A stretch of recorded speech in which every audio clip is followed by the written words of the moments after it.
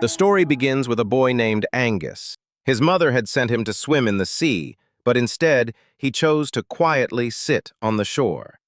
While sitting there, he suddenly noticed a large egg submerged in the water. Curious, he pulled it out and began observing it closely. Just then, his mother Annie arrived and told him to return home. Angus quickly hid the egg in his bucket and left with his mother. Annie was angry with him because he didn't even try to enter the water, let alone swim. "You never listen to what I say," she scolded. Angus didn't say anything and went straight into the workshop as soon as they got home. Soon after, his sister Christy returned home and asked Annie what Angus had done at the beach. Annie told her that, as always, he just sat there alone. Meanwhile, Angus was placing his things in the workshop, which used to belong to his father, Charlie. Charlie was currently serving in the army, fighting for the country. Missing his father, Angus looked at his picture and then checked the calendar to see when he would return home. He then took out the mysterious egg he had found in the sea, washed it, and peeled off the outer layer. He was surprised to see a shiny blue color underneath. Before he could examine it further, Annie called him, and he had to leave the egg behind and run back to the house.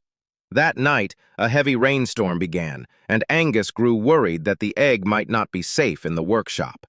He ran out in the rain to check, but when he arrived, he found that the egg had already hatched. Looking around, he discovered a strange creature had emerged from the egg. When he tried to touch it, the creature snapped at him. Angus realized it was probably hungry, so he quickly fetched some food, which calmed the creature down. He started feeding it gently. Just then, Annie called for him again, and reluctantly, Angus had to return to bed. The next morning, Angus woke up to find a group of soldiers arriving at their house. Along with Annie and Christy, he went to meet them. They were introduced to Captain Hamilton, who explained that enemy soldiers might try to infiltrate the country via the sea. Therefore, his team would stay at their house to prepare for defense. The soldiers began setting up their gear and transforming the house for military use. Annie instructed Angus and Christy to return to their rooms. Later, Angus went to the library to find a book that could tell him more about the mysterious creature. Once he found a book, he rushed back to the workshop. But he was shocked to see the place in chaos and the creature chewing on his father Charlie's shoes.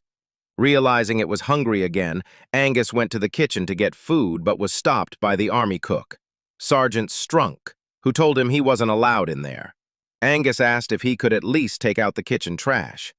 Hearing that, Strunk agreed, and Angus used the opportunity to feed all the kitchen scraps to his new friend. Watching the creature eat made him really happy, and he decided to name it Crusoe. He then began reading about the creature, though he didn't find much useful information. Crusoe quickly finished all the food, so Angus filled a trash can with water so that Crusoe could enjoy swimming in it. Meanwhile, Captain Hamilton was training his men for a potential enemy attack, wanting them to always be alert. Angus left Crusoe alone in the workshop and returned to the house to avoid suspicion from Annie. Later, we see a man named Lewis arrive in town. He went to meet Annie, who was in the workshop at the time. He said he wanted to work table. When Lewis asked Annie for work, she told him that he would have to clean the entire workshop. Lewis immediately got to work. In the process, he also took out the trash bin from the workshop, unaware that Angus had hidden Crusoe inside it. The moment Angus saw this, he rushed to stop Lewis, but Crusoe was no longer inside. Angus asked Lewis who he was and what he was doing in the workshop. Angus explained that it belonged to his father, who would be returning soon from the war. Lewis replied, "Look, kid, your father can do whatever he wants when he comes back, but until then, I'm in charge of this workshop." Hearing this, Angus stormed off and began searching for Crusoe. It turns out Crusoe had entered the house. Upon seeing him, Strunk's dog, Churchill, began to chase him.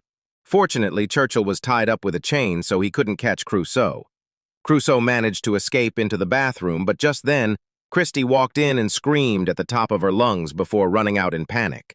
Hearing her scream, Angus quickly realized that Christy had seen Crusoe. He calmed her down and explained that Crusoe was his pet, who had hatched from an egg he found near the sea.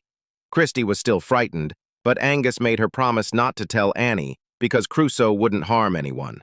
Meanwhile, Annie came to the workshop to meet Lewis, carrying some of her husband's old clothes for him. Louis, surprised, asked if Charlie wasn't returning. With a heavy heart, Annie replied that he would never come back. Charlie had died when his ship sank at sea. Annie hadn't yet told Angus the truth. She then asked Louis to help fix a leak in the bathroom. Louis came into the house, unaware that this was the same bathroom where Angus and Christie had hidden Crusoe. When Louis knocked on the door, they tried to stop him from coming in, but after waiting for a while, he warned that he would report them to Annie. Eventually, Christie reluctantly opened the door. Louis entered and began fixing the leak when he suddenly spotted Crusoe. Terrified, he asked what that creature was. Angus then told him the entire story of Crusoe. As Louis watched in astonishment, he tried to touch Crusoe, but the creature snapped at him. Louis said Crusoe looked exactly like a water horse.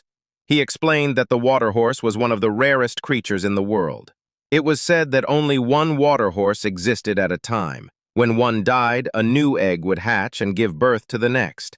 He also shared that water horses were believed to have magical powers. Just then, Annie knocked at the door. Angus asked Louis to help him hide Crusoe because Annie would never allow such a creature to stay in the house. Louis agreed to help. When Annie came inside, Crusoe was nowhere to be seen, although he was peeking out from a hiding spot.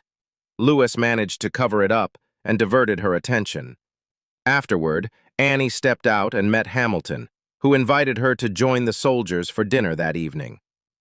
Later that night, Louis told Angus that Crusoe should be returned to the sea.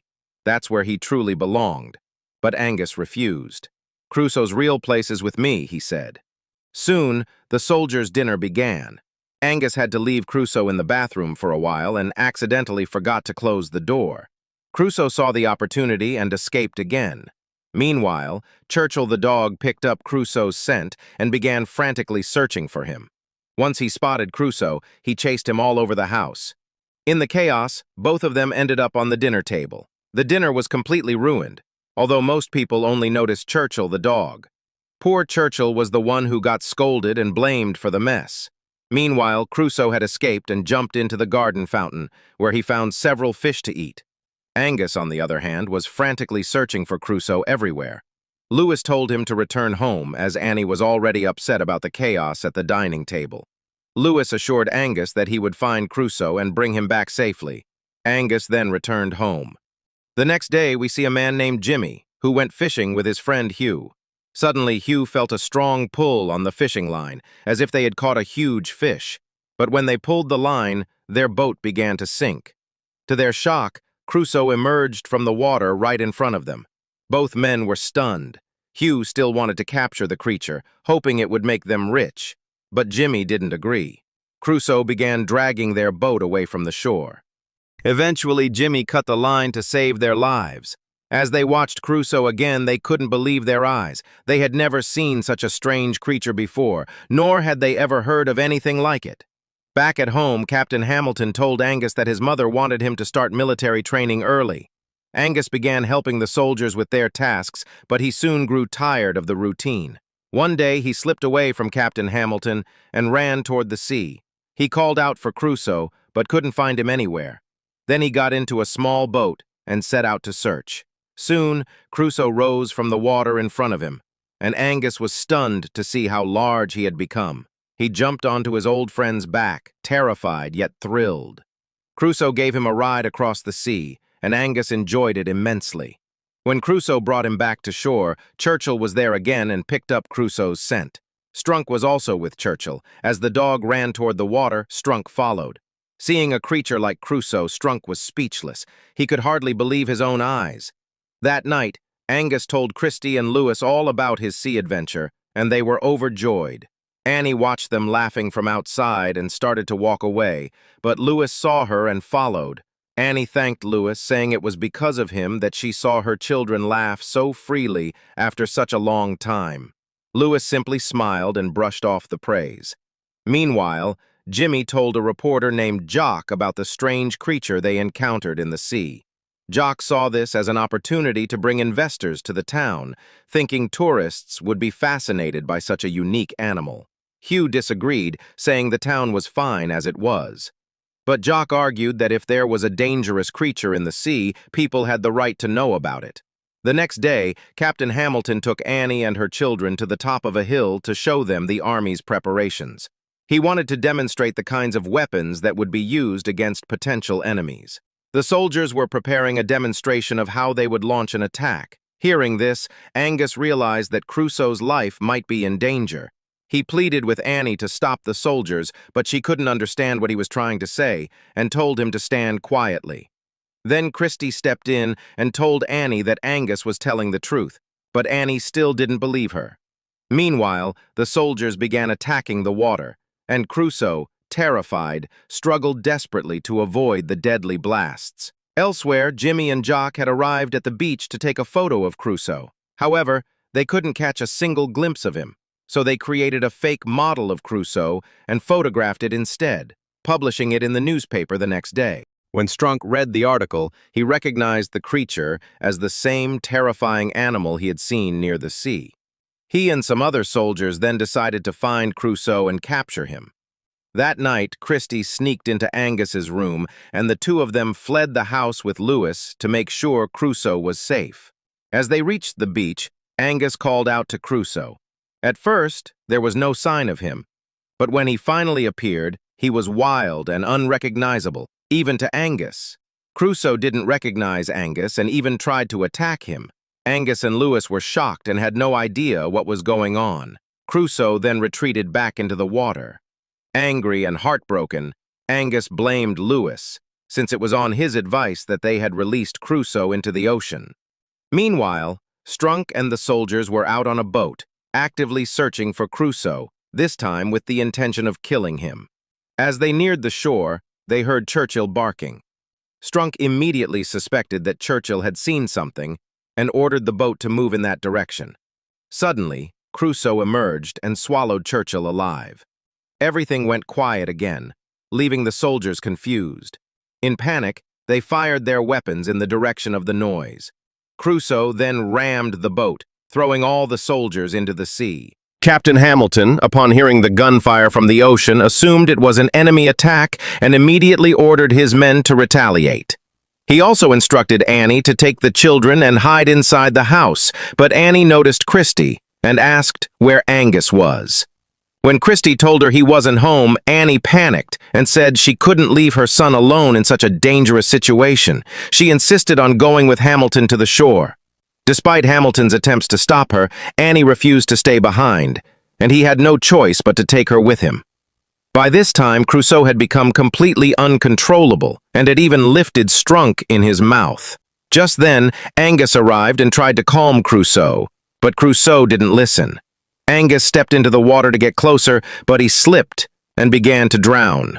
Seeing this, Crusoe dropped Strunk and rushed to save Angus, bringing him back to shore. However, Angus had lost consciousness. Lewis and Crusoe desperately tried to revive him, and finally, Angus opened his eyes. Angus was overjoyed to see that Crusoe was back to his normal self. Meanwhile, Captain Hamilton received news that there was no sign of enemy boats, but he still ordered his men to keep firing into the water. He soon arrived at the beach just as Crusoe disappeared into the water again. Annie rushed to her son and was relieved to see he was safe. Angus tried to explain everything about Crusoe to her, but she was angry and told him to stop living in a fantasy. Just then, Crusoe emerged from the sea, and Annie finally realized Angus had been telling the truth. Even Hamilton was stunned by the sight of such a massive creature. Suddenly, following Hamilton's earlier orders, the soldiers resumed their attack. Angus quickly climbed onto Crusoe's back to lead him away from danger. Annie, terrified, begged Hamilton to stop the assault. Hamilton tried to contact his men via radio, but the radios weren't working. With no choice, Hamilton, Lewis, and Annie got into a boat and followed Angus. With Angus guiding him, Crusoe tried to escape the soldiers, but just as they were almost out of reach, the soldiers activated an underwater trap meant for enemies. Unfortunately, Crusoe couldn't cross the net in time. Hamilton's boat reached the scene and Lewis told Angus to jump in. Before leaving, Angus told Crusoe that he was his best friend and that he would always remember him. Angus then jumped into the water and got onto the boat. Crusoe dived into the sea and with a mighty leap jumped right over the net. Seeing this, Angus and his friends were filled with joy. Crusoe was finally safe, far from the soldiers' attacks. So, did you truly enjoy this story? Or did it feel a bit childish? Let us know in the comments so we can bring you even better movies next time. Thank you for watching my video.